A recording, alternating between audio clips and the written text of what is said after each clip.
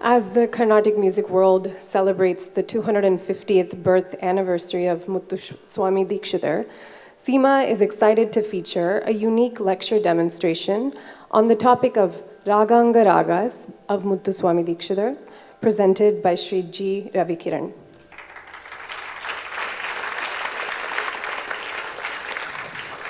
Shri Ravi Kiran's passion for preserving musical legacies has inspired him to start a movement called Guru Guhamrita, which is an exclusive platform dedicated to Muthuswami Dikshitar. It is our good fortune to have had Shri Ravi Kiran conduct an exclusive workshop this week, and today he will be accompanied by members of the SIMA community who attended the workshop. Our vocalists supporting him this evening from our community are Ashwat, Ashwin, Ekantika, Lahari, Neha, Shiva, Shreshta, Supraja, and Vishal. He will also be accompanied by his two students, Sarvesh Kirtivasan and Amit Krishnan. We turn the stage over to the artists.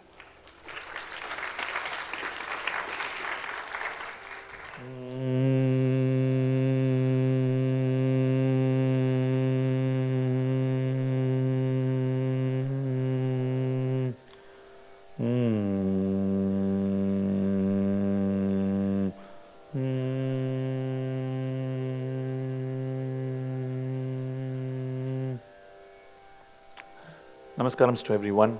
Good afternoon.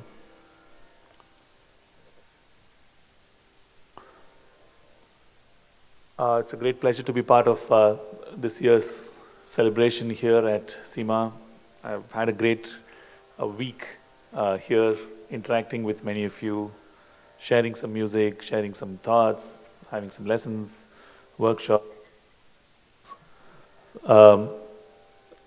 I've enjoyed it, and this is my last stopover before I fly back home. So I must definitely say it's been a memorable week or so here at LA, and thanks to each one of you and my host, my SIMA, everyone for making it memorable so far. Thank you.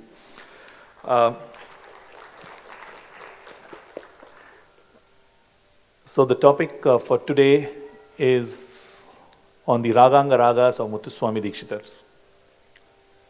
I will have to spend some time setting the context, and then we'll have some singing.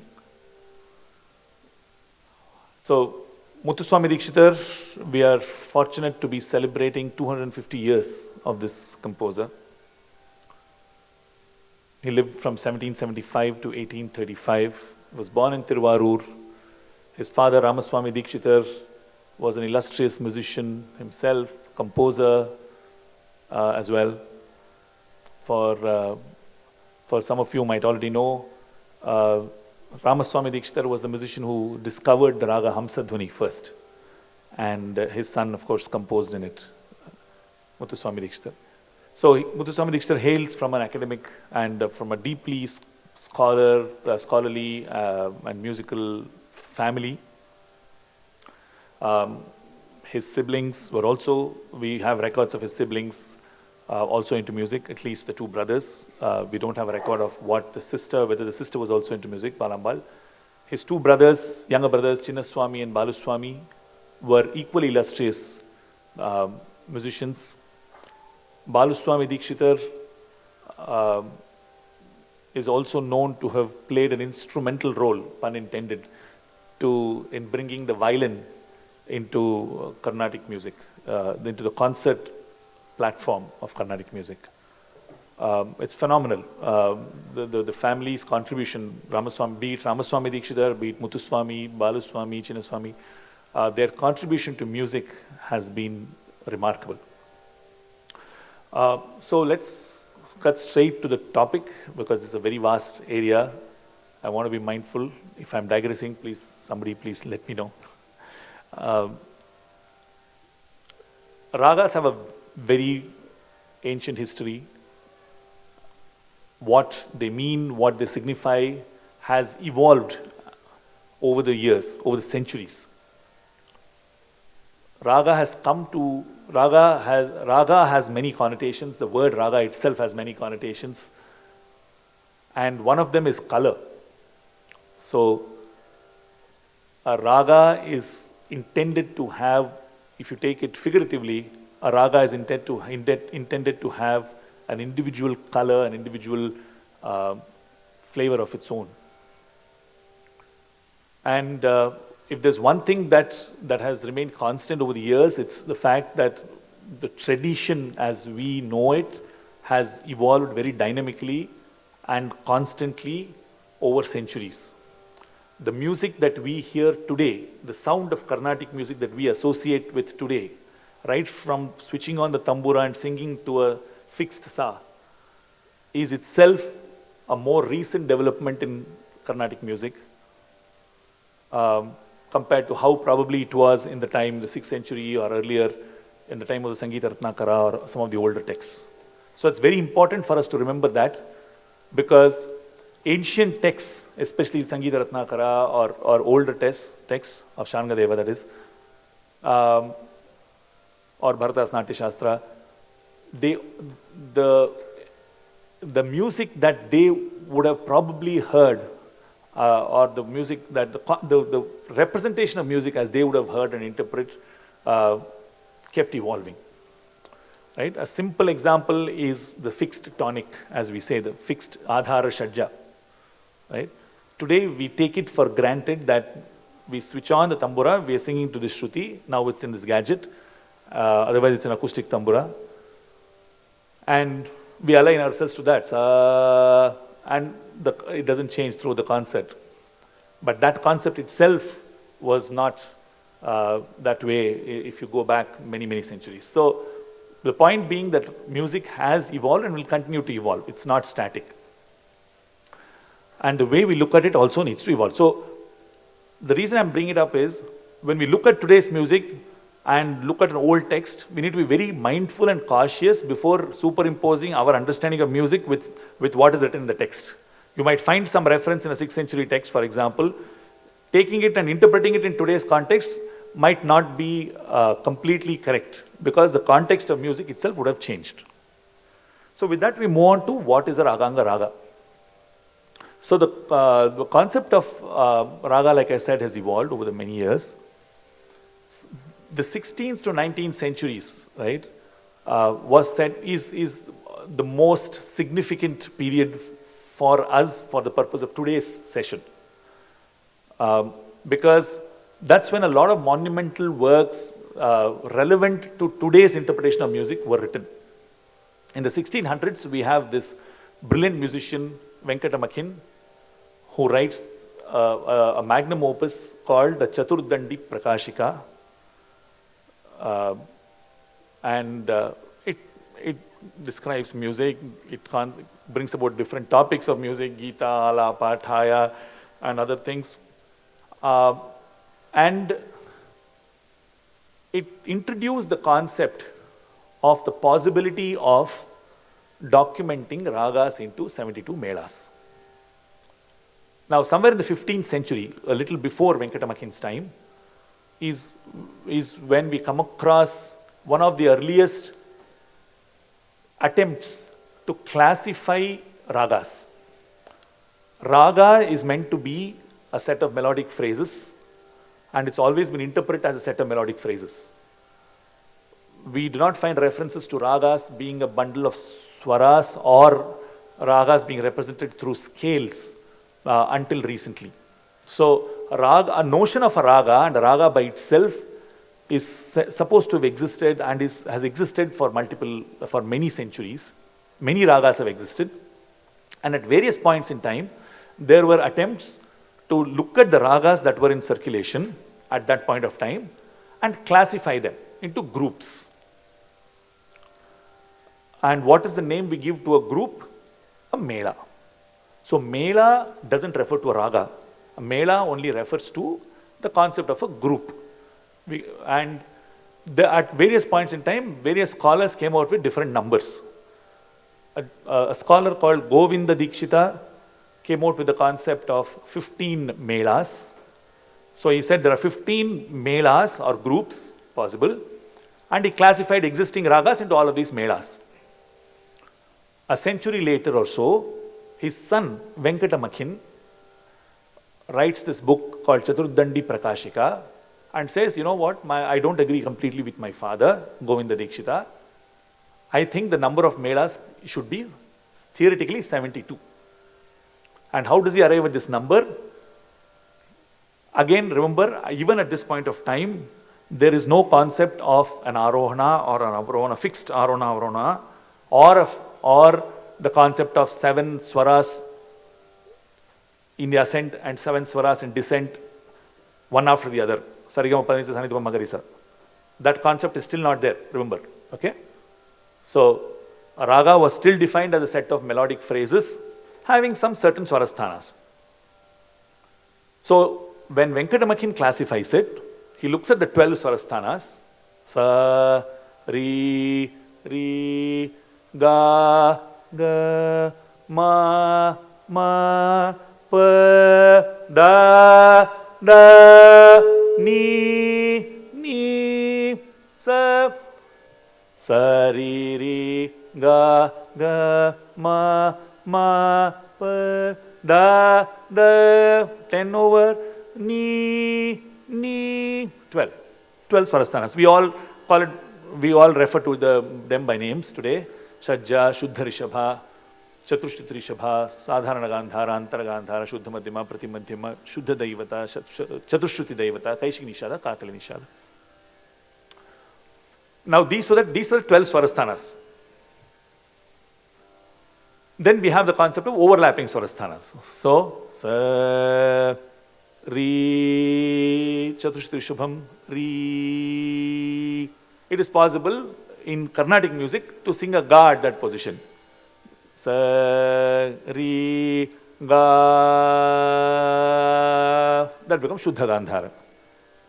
Similarly, the Shatshruti, Sadharana Gandhara that we sing. Sa, Ri, Ri, Ga, Ga, Ri, Sa, Ri, Ri, Ga, Ga is what we call a Sadharana Gandhara. The same position is for Shatshruti Rishabha. So we have the concept of overlapping swarasthanas. We sing the same Ri in a higher pitch position, and we sing the same, similarly we sing the same Ga, we sing the same Da.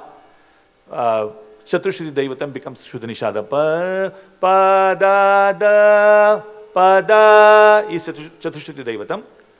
Pa, Da, Ni, Da, Pa, Da, Ni, Da, becomes Shuddha Daivatam, Shuddha Nishadam. Similarly, Pa, Da, Pa, Ni, this sound. If you don't call it Ni, if you sing Da instead of saying Ni, it becomes Shatshruti Daivatam. Pa, Ni, Pa, Da,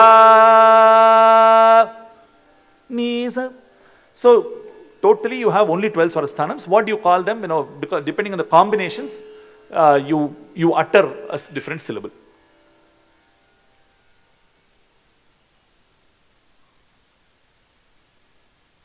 So, coming back to the 16th century, Venkatamakhin, in the 1600s, 17th century, Venkatamakhin decides that if you take these 12 swarasthanas and you separate them into Shuddha Madhyama plus the remaining 11 swarasthanas, Prati Madhyama plus remaining 11 swarasthanas, then it's possible to group these ragas into 6 plus 6, 12 chakras.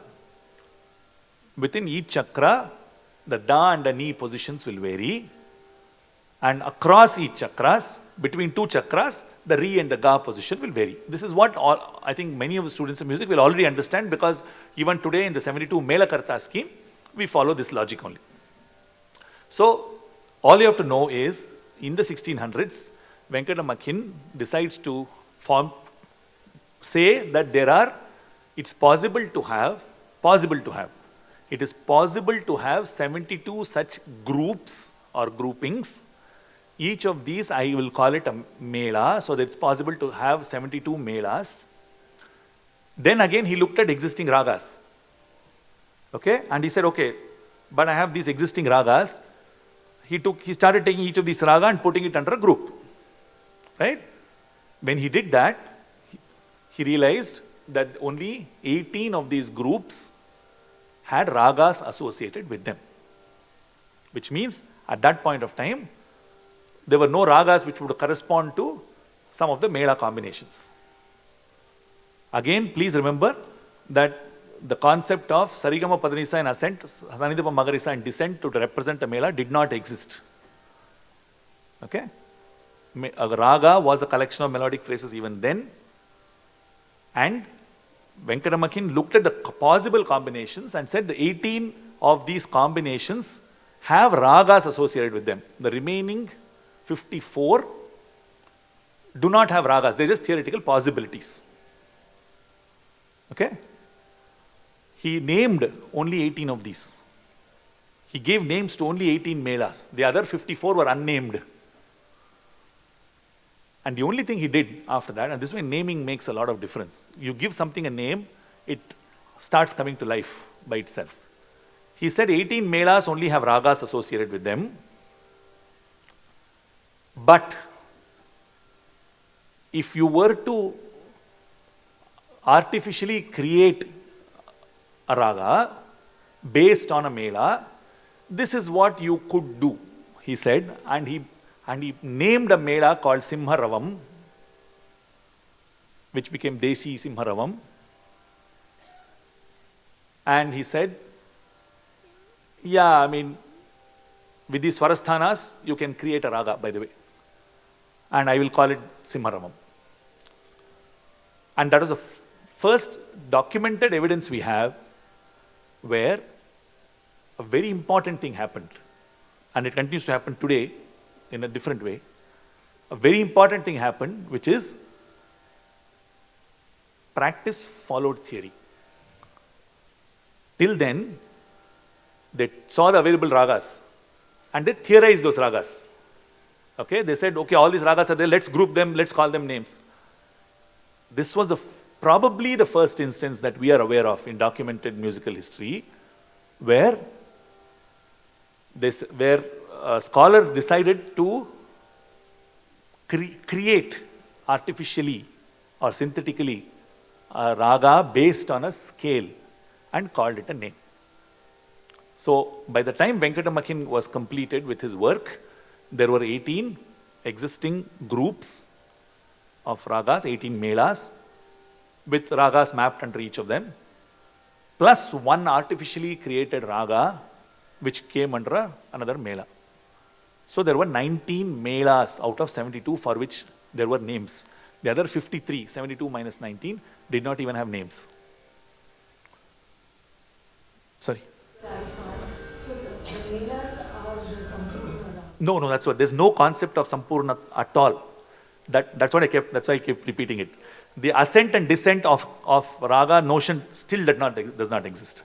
The only prerequisite for a raga to be called a mela was it had to have 7 swaras. Whether it is a combination of ascent or descent did not matter.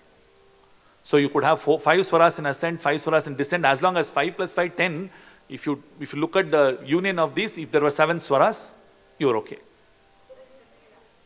It's a mela. That was the condition that Venkatamakin documents. No concept of janya doesn't exist.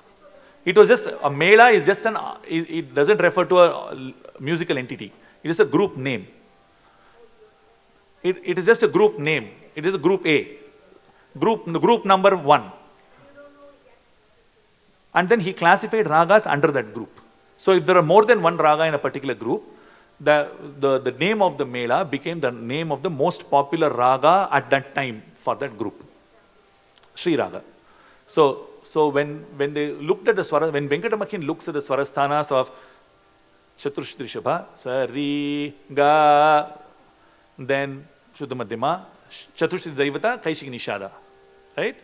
When they looked at those swarasthanas and they said, now what are the groups, what are the ragas that share these swarasthanas? They collected probably Sri Raga, Madhyamavati, Deva Manohari, Nayaki, so many ragas. And then now they said, okay, now what are we going to name this group? All of these ragas share these swarasthanas, so they should be grouped under the same group, and this group has to have a name. So let us pick the most popular raga in that group and call it by that name. So they said, this refers to Shri Mela. Because Shri Raga at that time was a very popular raga. So it became Shri Mela, not Raga. And Shri Raga belonged to Shri Mela also. It was a name giver raga. So Melas were just skeletal entities, no Sarigama Padanisa, Sanidapa Magarisa, ascent or descent. And it is not in the way we understand it. The ragas have always been defined in collection of phrases only. Okay? So this is the notion of ragas Venkata Makin gives of Melas. If you cut to 100 years later, probably, or even 50 years later maybe, his grandson, Muddu Venkata Makin, as we call him, builds on this work. So he looks at his grandfather's works, Chaturdandi Prakashika, and he decides to write an appendix to that book. So we have an appendix to the Chaturdandi Prakashika called Raga Lakshanamu in Telugu, because all these books have been written in Telugu. Books that I am referring to have been written in Telugu. And he decides to write an appendix called Raga Lakshanamu to the Chaturdandi Prakashika. What does he do in this? He goes a step further. And that's why giving names to things makes a lot of difference. Venkata Makin very wisely refrained to name also the other melas or other swara combinations which did not have ragas associated with them. Muddu Venkata Makin decides to give names to these melas. So, from 72 possibilities, 18 actually existing, 1 artificially created, 19, 53 unnamed.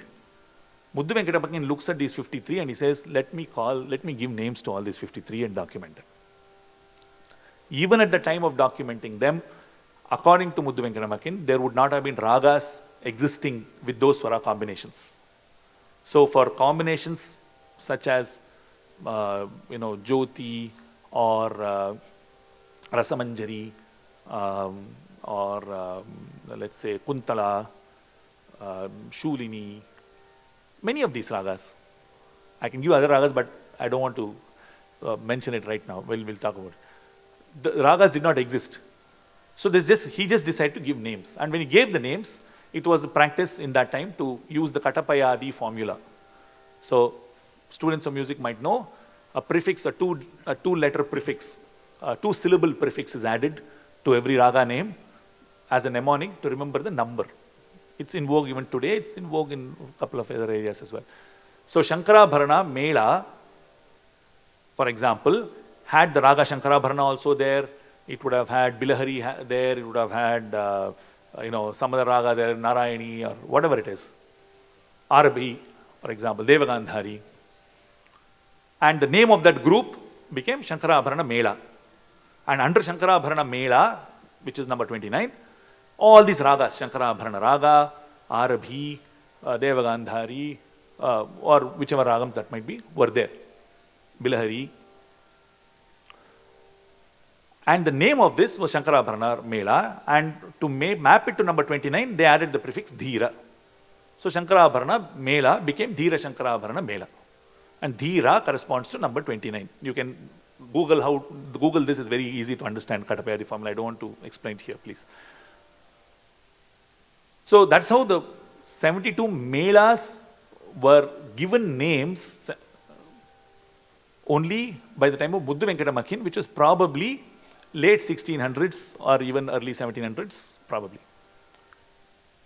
Even at this time, the notion of Sarigama Padanisa in ascent, Sanidapa Magarisa in descent for every raga did not exist based on available records. Okay?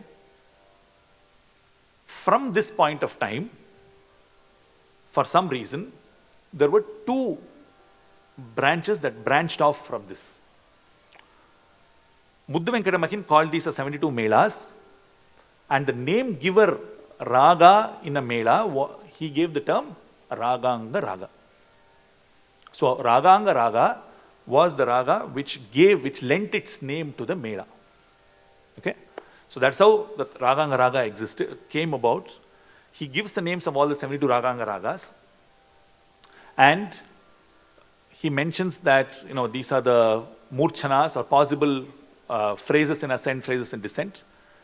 Each of these Raganga Ragas have 7 swaras, but not in krama sampurnatvam, that is not one after the other in ascent and one after the other in descent, but they will have all the 7 swaras, whether it's ascent or descent together. There are a couple of things that we should know about Raganga Ragas that we will talk through the process of singing, because we have a lot of songs also to demonstrate. We are running against time. Okay. I'll stop here with a brief. This is the overall introduction to what are Raganga Ragas, and the whole notion. Probably 1700s is when Muddu Venkatamakin has done it. So, like I said, the 2 schools that emerged from here, one of them continued to be the 72 Raganga Raga school.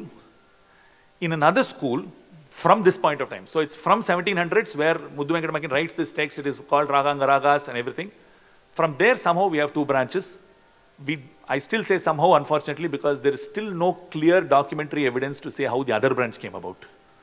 Okay? And the other branch that I'm referring to is where the name of the where each raga was called a Mela Karta, and the notion of every Mela Karta had to have 7 swaras in ascent and 7 swaras in descent came about.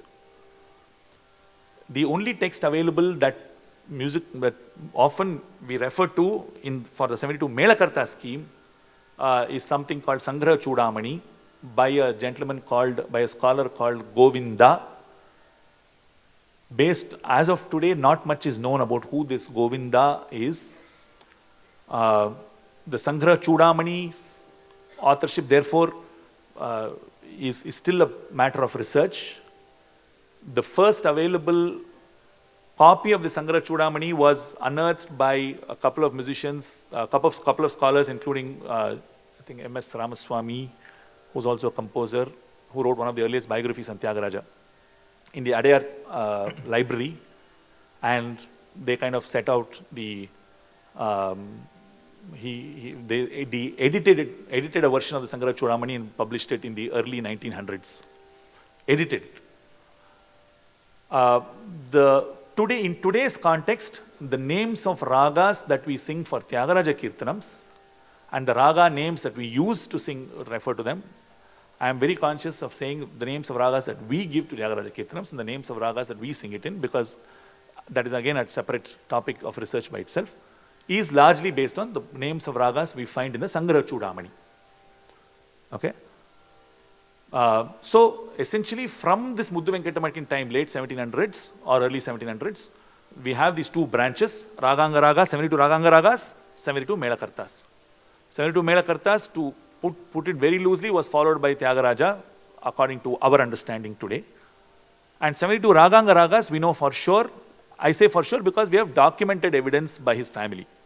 In the case of Tyagaraja Kirtanams, we have multiple versions of it by his multiple disciples, with some manuscripts having the raga name, some manuscripts not having, some manuscripts having only the Sahitya. It's a very interesting topic for research. You can go and look it up. So that is the context of this. And Muthuswami Dikshitar and his family, including Ramaswamy Dikshitar, assiduously followed the Venkatamakin Raganga Raga system to the T, without deviating from this. And in fact, we know for sure that Dikshitar followed it because he himself, in his composition, which we'll sing eventually, in the 72nd Raganga Raga Rasamanjari, says, Dvisaptati Raganga Raga Modini, one who revels in the 72 Raganga Ragas. So we can definitely say that Muthuswami Dikshitar and his family followed this, and the evidence of that is found in the Sangeeta Sampradaya Pradarshini, authored by Subbarama Dikshitar, published in 1904. Subbarama Dikshitar happens to be the grandson of Muthuswami Dikshitar's brother, Balaswami Dikshitar. So Whatever we will refer to now is based on documented evidence from Muthuswami Dikshitar's family. We have other Shishya Paramparas of Muthuswami Dikshitar. I will not be referring to those for the purpose of this discussion. There are other Paramparas which might have compositions not listed in the Pradarshini, which might contain ragas not listed in the Pradarshini, but that is outside the scope of today's discussion. Okay? Okay, so let's do some singing done. We have these wonderful students who learnt these compositions, 2 of these compositions that we will sing. We'll sing hopefully around 8 to 10 compositions, snippets of multiple compositions. And they have learned 2 of them, and they'll be singing, they'll be demonstrating it as well. So we'll start with the first Raganga Raga, Kanakambari. So the names of the Raganga Ragas, I'll tell as we cover them, but it starts with Kanakambari, Penadyuti, Bhanumati, Manoranjini, Bhinnashajja, Manoranjini, Tanukirti, and so on. And there are, again, in the 72 Raganga Raga scheme also, there are 12 chakras, 6 Shuddha Madhyama, 6 Pratimadhyama, each chakra having 6 ragas. The only difference is each raga is looked at as in a non-linear fashion. The non-linearity is the fundamental essence of music in general, in my opinion, and Muthuswami Dikshitar's Kirtanam in particular, based on evidence. One is my opinion, one is documented evidence. Okay? Non-linearity is the heart of our music. If you look at all our ragas that we sing today also, we actually sing them in a non-linear fashion. Looking at music, looking at a raga linearly is a different phenomenon. It's something that is not seen in the compositions of Dikshitar, at least, the way we see it. Okay. First chakra we'll talk about has 6 ragas, like I said. And the first raga is Kanakambari. It has the Shuddha Rishabha and Shuddha Gandhara. It is what we call as a Vivadi phrase, Vivadi Swara combination. A Vivadi Swara, a set of swaras are said to be Vivadi or dissonant when they are too close to each other for musical comfort. Okay, for musical expression, 2 notes have to have a certain amount of space. When the space is not much, the combination of these 2 notes in combination, not in isolation, in combination, those 2 notes are termed Vivadi. Sari, ga, Shuddha Rishabha and Shuddha Gandhara. Right? Similarly, Shatshut Rishabha, Antara Gandhara. Shatshut Rishabha and Antara Gandhara are Sari, ga, Vivadi Swara combination. Padani, Vivadi Swarams. Padhani, Vivadi Swarams. And this is where we find this school that Dikshitar followed, taking a very aesthetic stance and taking a practitioner stance, right? According to Subbarama Dikshitar, they say when there is a Vivadi Swara combination, he lays down specific rules on how it should be sung. So that's why this raga, studying these Raganga Ragas are very interesting for students, because you find these aesthetic comments done by these scholars. They just did not document set of scales. They took an opinion on how they should be sung. So Kanakambari, if you look at the Murchana, I'm not using the word Arona Varona, that's a separate discussion altogether. Sari, Mapada, Sa. You will not find Shuddha Nishada in the Arona at all, in the ascent. Sari, Mapada, Sa. Now where does he use the Shuddha Nishada? In descent. And how does he use it? He specifically says, when there is a Vivadi combination like this, sing it with a jaru or a glide. Sa, sa, ni, da, pa, ma, ga, re, sa. And according to what Subbarama Dikshitar writes in their school, by doing this, you reduce the dissonance of the raga, of the swara combination. And similarly, very rarely will you find the Vivadi swara in ascent, in a linear fashion. Sarigama, highly unlikely to find it in a Dikshitar Kirtanam. Highly, highly unlikely. Similarly, Padanisa, very, very, very unlikely. If you have a Vivadi swaram like this, invariably it will be Sariga, Rima, Sariga, it becomes Vivadi if you go to Ma. I mean, the Vivaditvam is more obvious when you sing Ma. Sa, Ri, Ga, Ri. It's a U-turn phrase. Sa, Ri, Ga, Ri, Ma. Pa, Da, Ni, Da, Sa. You'll find this more often in Dikshar Kirtanam. Similarly for Shashtuti Devatam also. Pa, Sa, Sa, Ni, Da, Ni, Sa. When there's a Shashtuti Devatam, it is supposed to be sung with that effect. We'll demonstrate it. But for now, we'll sing Kanakambari. Ready? Remember it?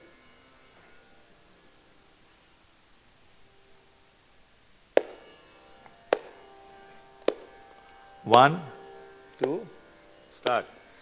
Kanakambari karunyamritalahari. Kanakambari karunyamritalahari. Tamakshi Mamavakameshwari. Kanakambari karunyamritalahari. Kamakshi Mamavakameshwari. Kanakambari karunyamritalahari.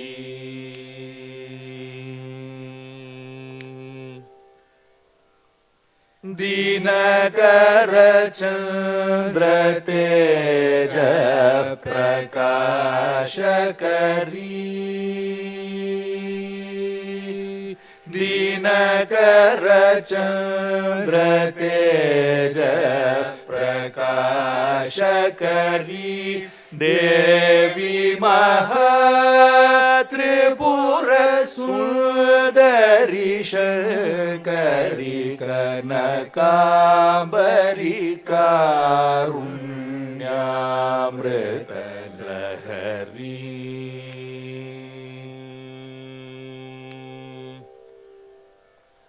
Trailokya Mohanadi Chakreshwari. Traipadavara Brahma Mahishi Bhaswari. Salokadi Mukti Pradanakari. Sada Shivakari. Guru Guhodayakari.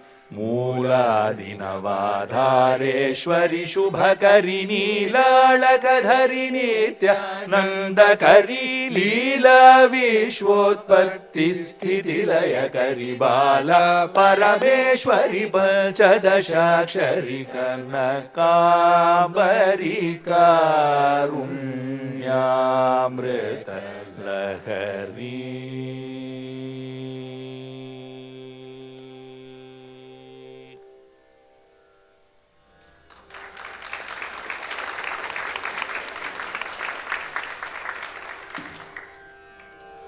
Now in the first chakra, like I said, there are 6 ragas. We have Penadyuti, Gana Samavarali, Bhanumati, Manoranjini, Tanukirti.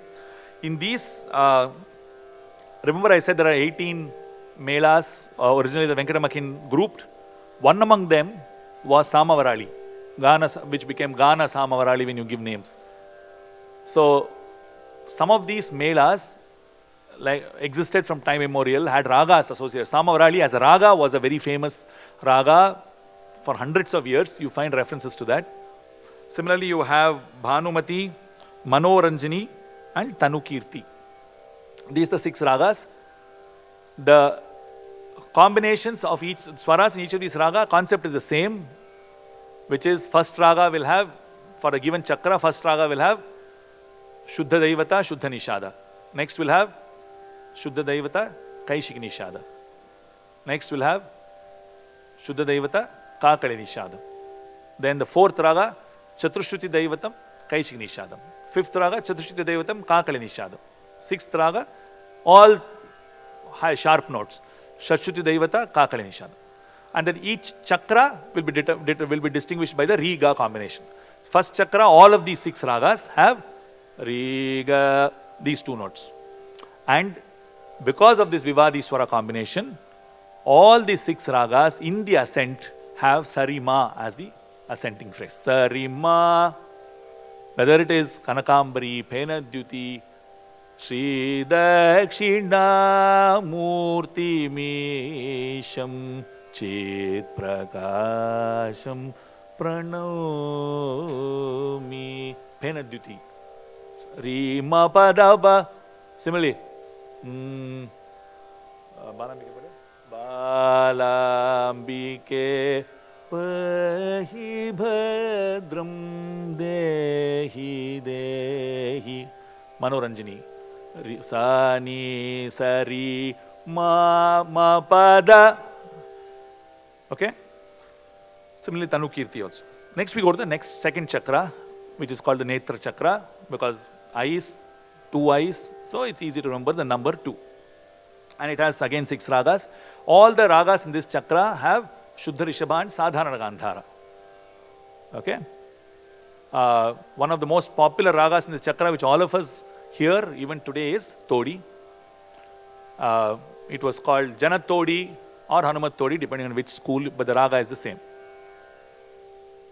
Here we'll sing the first raga in the 7th chakra. Jnanambike. Again here, if you see, this raga is called Sena Grani. And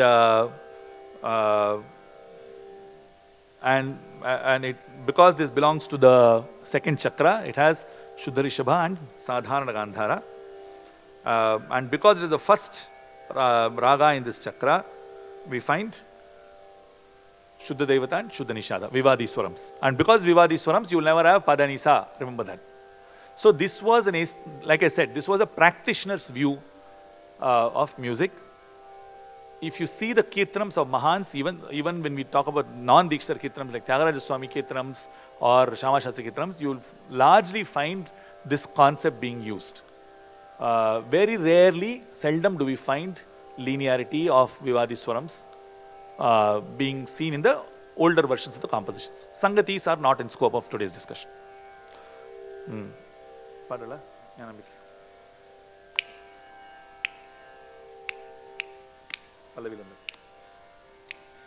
Jnanambike Palaya Mam Shri Jnatre Jnana Jnaya Swarupini Jnanambike Palaya Mam Shri Jnatre Jnana Jnaya Swarupini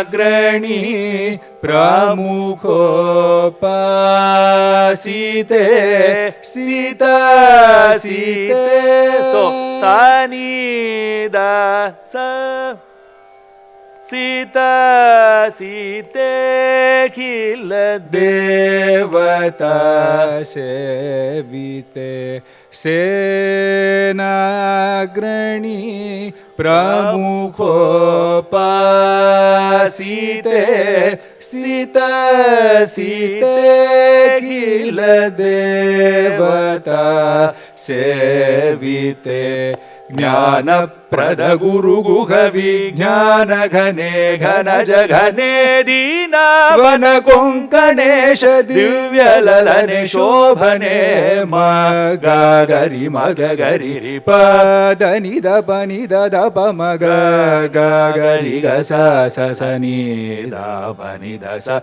Riba Magagasa Rimaga Gama Pada Dani Dapa Mapada Sasa Magagari Risani Dapa Maga Gari Sari Paganyanambike. These swarams are documented in the Sangeeta Sampradaya Pradarshini. and they are attributed to Muthuswami Dikshitar as per what we learn from Subramanya Dikshitar. And it is more likely that they were composed by Dikshitar himself, because these were ragas which were being handled for the first time. These ragas probably never had compositions. Very likely that they never had any compositions in them before Muthuswami Dikshitar's time. Just like how Muddu Venkatamakin gave names to 53 melas and made them have a name, Muthuswami Dikshitar went one step further and tried to compose compositions in most of the 72 Raganga Ragas. In the Pradarshini, we find his compositions for 68 out of 72 Raganga Ragas. Some ragas, 4 ragas, we do not find in the Pradarshini. Again, this is not a reference to whether there are Diksha Kirtanams. We all sing some of them Kirtanams, but they are not there in the Pradarshini, which is the text that Subramanya Dikshitar from his family wrote. One of these ragas is Chamaram, Rama Manohari, Shivapantu Varali, and Bhinna Shajja.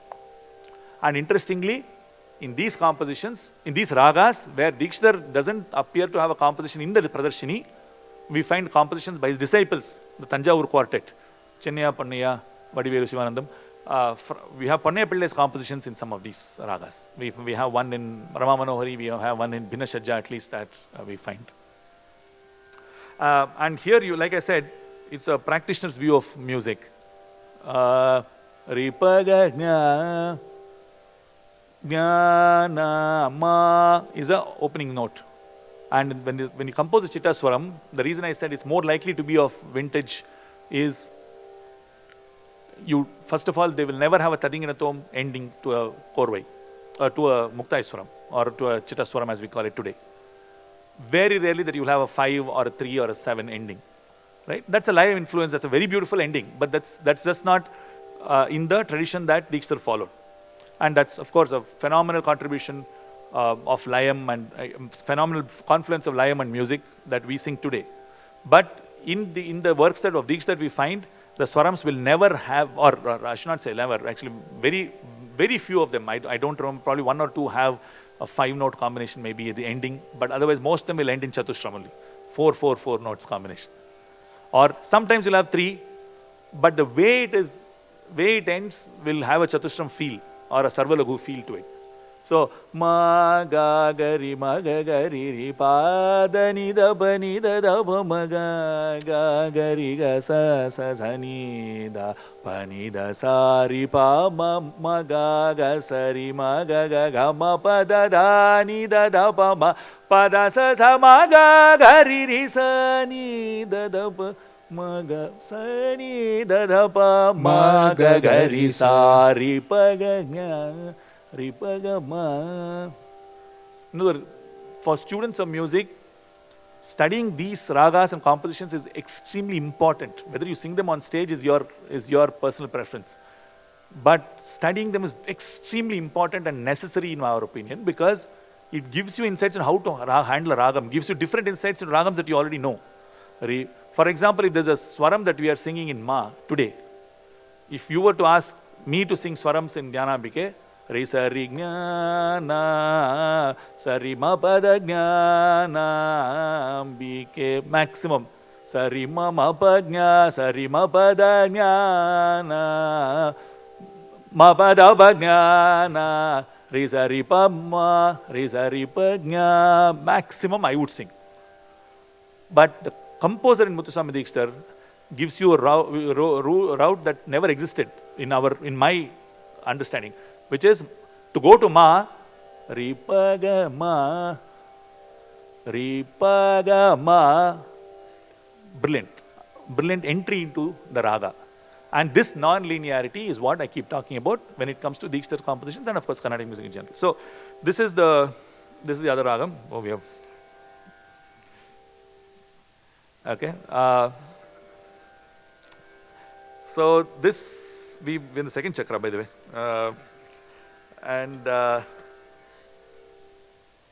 So I will skim through these ragas. This chakra, Nata Bharana, Kokila, Ravam, Rupavati. The third chakra has Hejjaji. Again, this raga, Geya Hejjaji, is a raga that existed even in the Purva Prasiddha Melas, the old existing Melas. And it's a very interesting composition. which is very important for us to sing. We'll demonstrate the last, the Anupallavi. Okay. Amishīkrita divakaram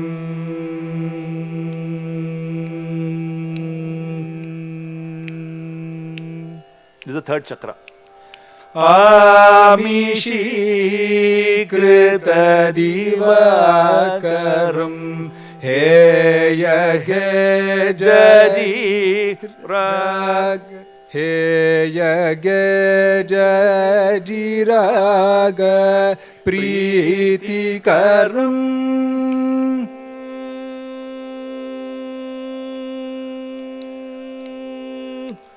Amishīkrita divakaram Heya ge jaji raga Pritikaram Samadana Veda Danda Chaturam Sadguru Guha Sammoditam Varam Samadana Veda Danda Chaturam Sadguru Guha Sammoditam Varam Pamagari Magagari Gari Sa Nida Padasa Sari Magama Pamagari Sa Nida Padasa Rimagari Sa Nida Pamagari Sa Magama Sa Sanida Papa Nida Daba Daba Pama Gari Sari Ma Pani Dani Sani Daba Ma Gari Sari Ma Pani Daba Ma Gari Sani Daba Mani Dani Ramachal. So this phrase, this swaram is what we call as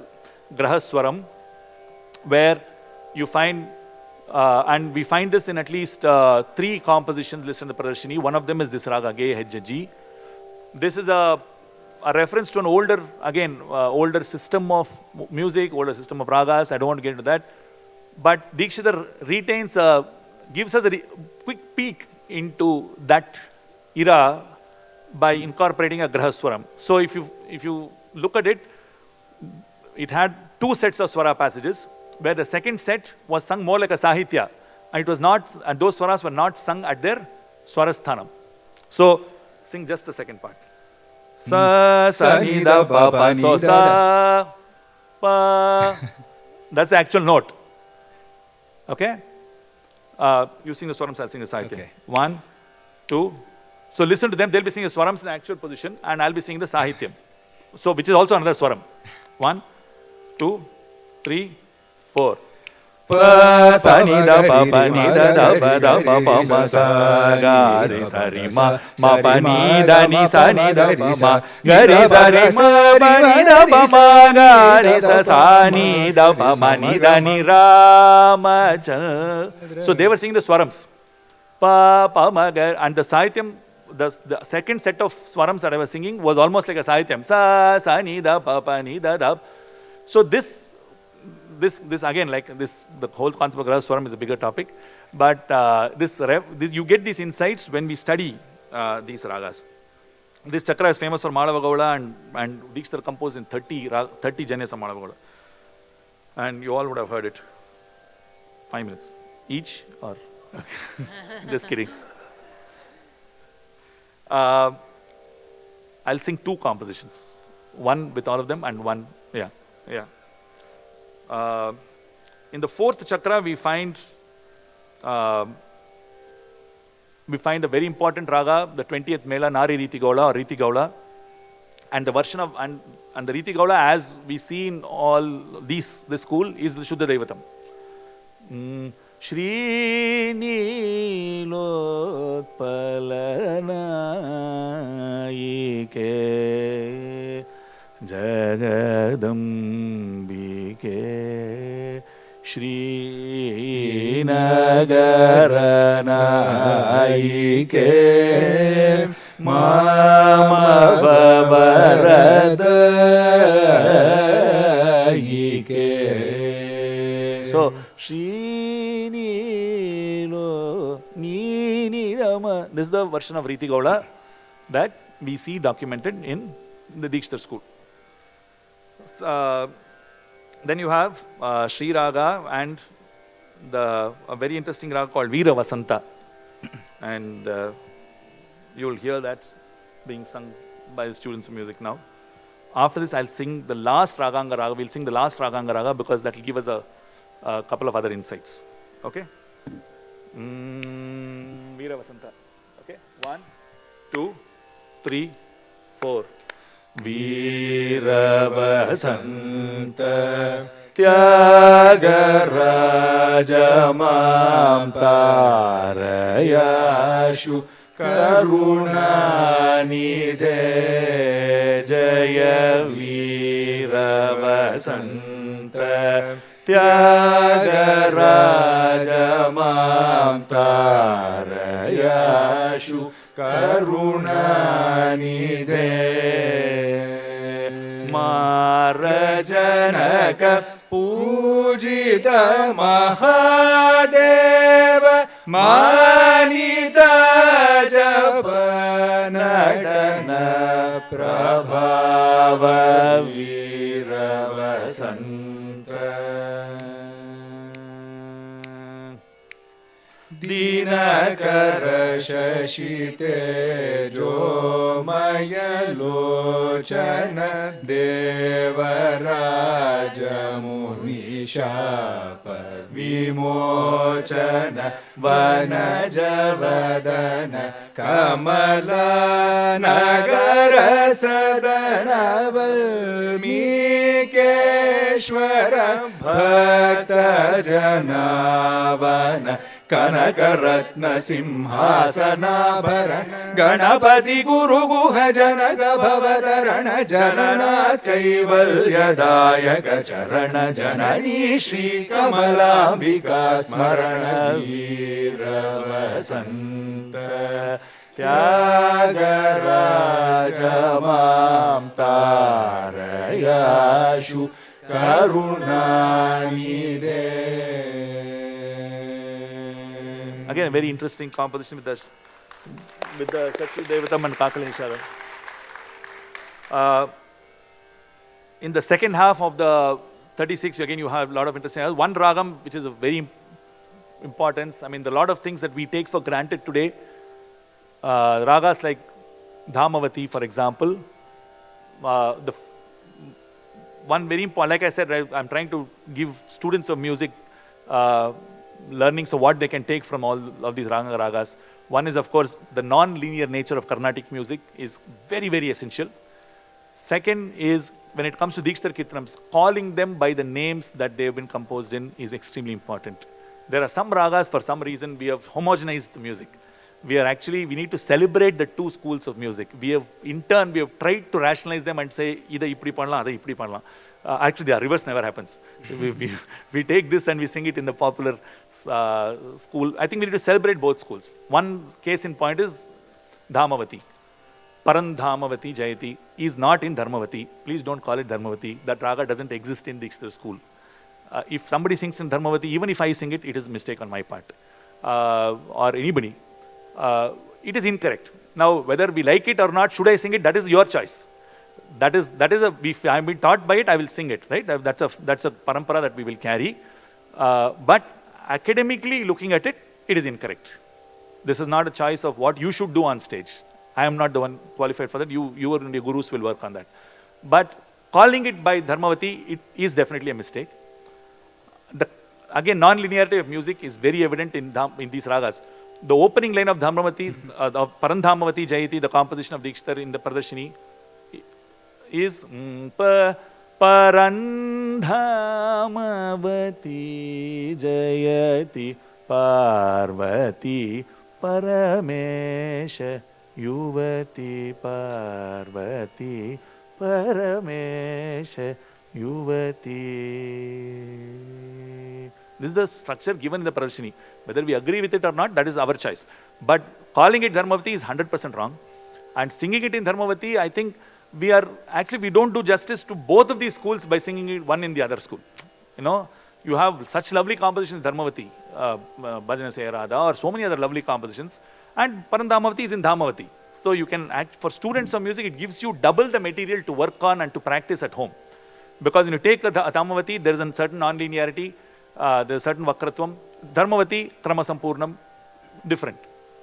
We'll conclude with this last raga in this chakra, in the 72 Raganga Ragas, which is Rasamanjari, and it demonstrates the aesthetic choices that a composer like Muthuswami Dikshithar kept making.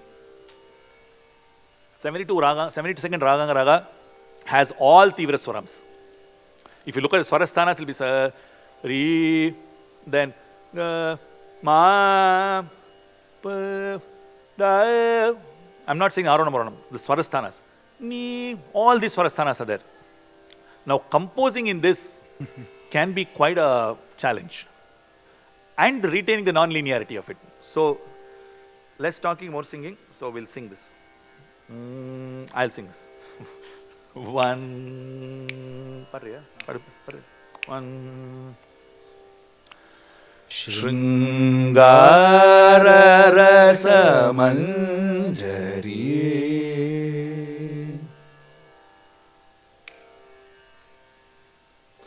Shrungara Rasa Manjari Shri Kamakshi Gauri Shrita Jana Kalpavallari Chintayeham. You don't find Sari Gamapa anywhere in the Arona of this, or in the Pallavi of this composition. There is zero Sarigamapa, zero Padanisa. And despite that, Sa Pa Ma Pa, Sa Pa Ma Pa, Sa Ma Sari. That's the opening phrase. Tadarana na na na. That is the non-linearity and Vakratvam that Dikshithar creates. Shrita Jana Kalpa. When singing the Kakali Nishadan Shachudi Devata Vivadi Swara combination, it is supposed to be sung with the emphasis on the Da. You heard the kids also sing Veera Vasanta Tyagaraja with that no. Sa Ni Dha Ni. You will never sing Padhani. You not in the compositions as listed in the Pradarshini. Sa Ni Da. No. Sa Ni Da Ni Sa. Sa Ni Da Ni Pa. And how do we know this? Subramanya Dikshithar mentions how it's supposed to be played in the veena, in the text. He says you have to keep your finger here, you pluck from this note, pluck. So he gives it very unambiguously here. Quickly, Anupalvi. Angarakadi graha dosha nivarana kari. Angarakadi graha dosha nivarana kari maranga kusumadi shakti priyakari dvisaptati raganga raga modini matanga bharata vedini mangaladayini brasika pungava guru guha janani shringara rasamanjari. Look at the non-linearity that he creates. Rigasa, marigasa, pamarigasa. This is the murchanas that Dikshithar showcases. It's a lesson for all of us. When we sing these ragas, can we challenge ourselves and sing like this? One point I'll leave you with. 2 points actually. One, there's a clear reference to Dvisaptati Raganga Raga Modini. He says exactly here. Dvisaptati Raganga Raga Modini Matanga Bharata Vedini. Both Tyagaraja and Dikshithar refer to musicologists in their composition.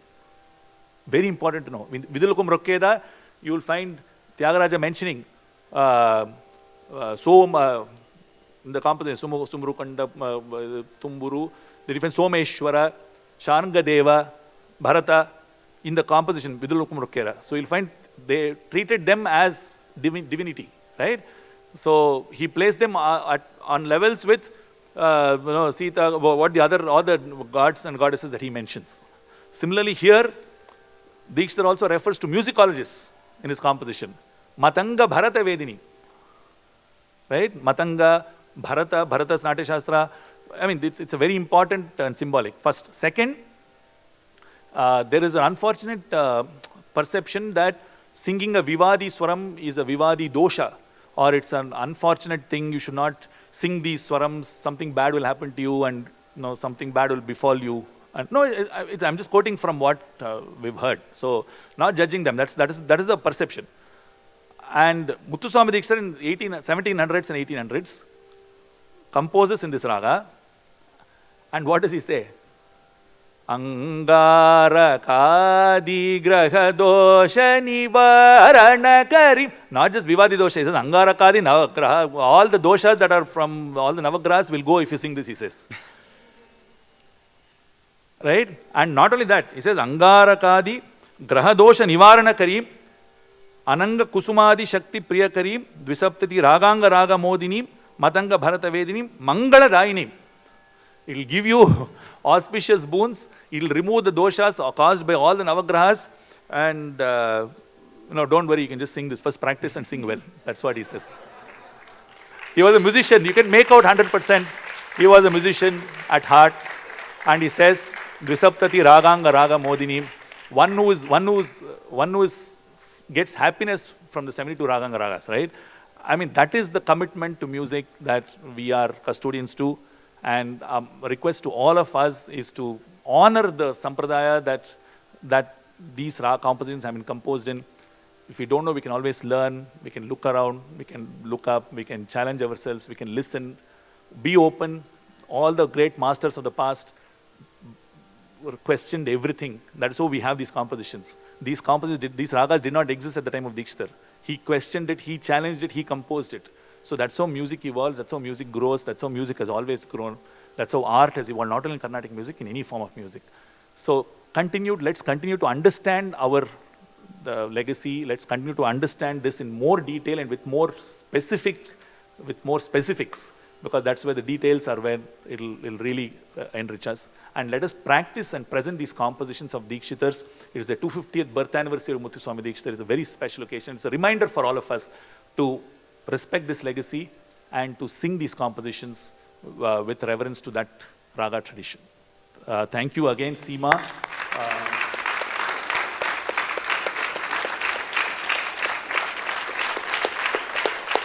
Thanks to SIMA. It's a pleasure and honor to be part of the 41st anniversary. So thanks to all, thanks to each one of you for making this special, and thanks for featuring all of us. Thanks to all the students here on stage. Just give them a big hand. They learned this over 2 days. The two compositions, not easy. They've really worked hard. Thank you, and Thank you. See you all again. Namaskar. Thank you, Sri Ravi Kiran, for such a beautiful lekdem. Sorry to not be able to give you twice as much time. We're looking forward to you coming back again and completing the lekdem and imparting more wisdom of Muthuswami Dikshit on us. Thank you so much.